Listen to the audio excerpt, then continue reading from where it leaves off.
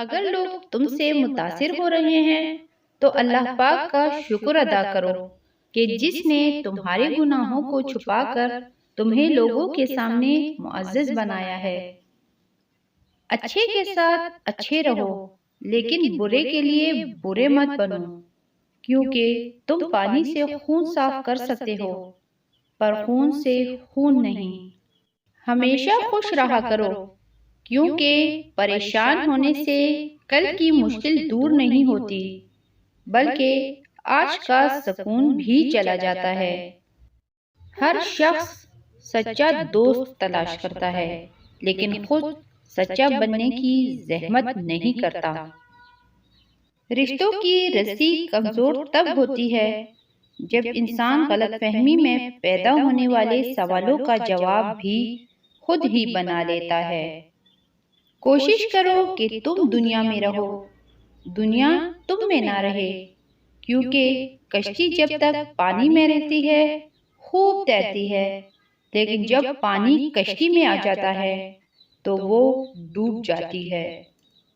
عقل مند انسان کبھی بیٹھ کر اپنی پریشانی کا رونا نہیں روتا، بلکہ بخوشی اس کے حل کی کوشش کرتا رہتا ہے۔ اللہ سے ہمیشہ وہ طلب کیا کرو جو تمہارے حق میں بہتر ہو، نہ کہ وہ جو تم چاہتے ہو۔ ہو سکتا ہے تمہاری چاہت بہت کم ہو اور تمہارا حق بہت زیادہ ہو۔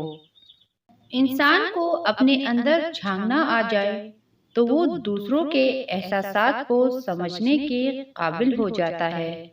جو انسان جتنا خاموش رہتا ہے وہ اپنی عزت کو اتنا ہی محفوظ رکھتا ہے۔